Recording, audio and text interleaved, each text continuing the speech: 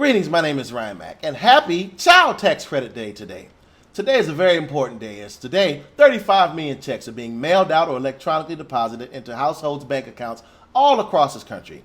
60 million children are being impacted by the monies being received by their families to help pay for food and clothing and water and books and other essential needs and child care. As many as half, mind you, of all children living in poverty today will be lifted up out of poverty because of monies being received by their household. I'm so excited about today. I'm excited to talk about it. The American Families Act 2021 increased the child tax credit from $2,000 per child per household to upwards of $3,600 per child per household. It all depends on how old your child is. Okay, there are different age brackets. If your child is 17 years old or younger and will be 17 or younger on December 31st, 2021, then you're eligible to receive a $3,000 tax credit for that child. If your child is 6 years old or younger and will be 6 years old or younger on December 31st, 2021, then you are eligible to receive a $3,600 tax credit for that child. Now, there are two halves of these payments, okay? The first half is divided up into monthly cash portions starting from today. The second half is a tax credit. So let's say your child is 15 years old. That means that you're eligible to receive a $3,000 tax credit for that child, okay? That means today you should have received a $250 deposit into your bank account, or soon via mail, okay?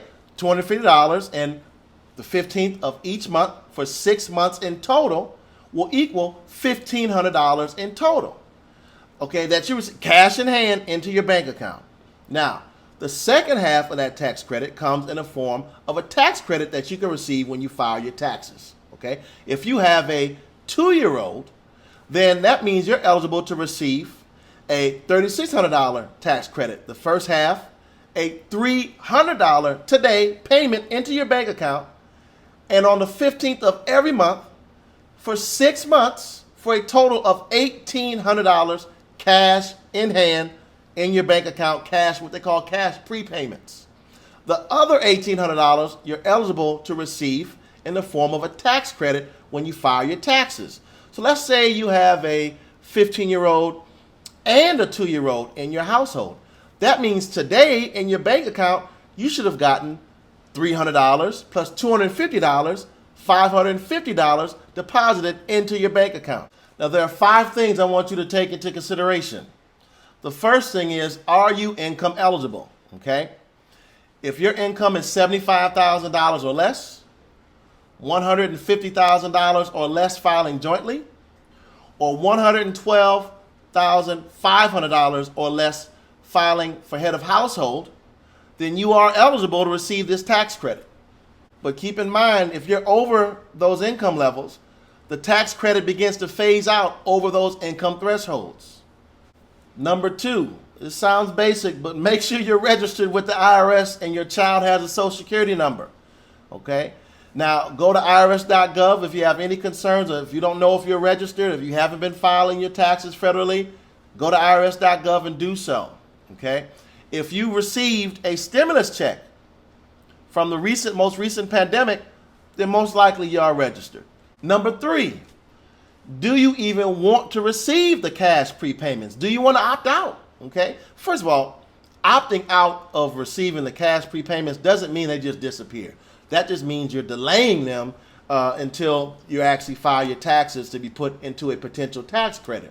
There have been many folks who have opted out, and rightfully so. Let's just say you are depending upon a sizable tax credit to offset taxes that you know you're going to owe. Or let's say you might want to thinking about making a sizable purchase later on in the year, okay? Or in a lot of cases, especially in this economy, you weren't working in 2019 or 2020, but you got a job January 15th, 2021.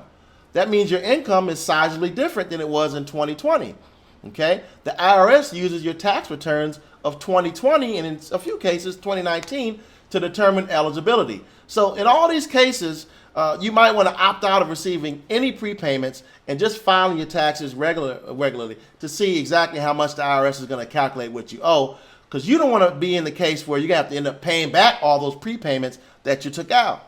If this sounds like you, check out IRS.gov. They have an entire opt-out section that you want to check out. And you also want to talk to a good accountant, okay? Which brings me to number 4, getting a good accountant.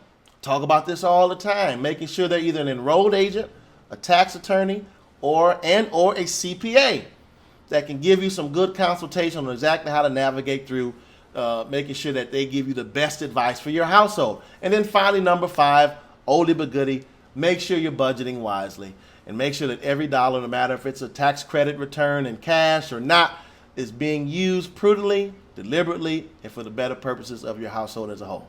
Talk to you soon.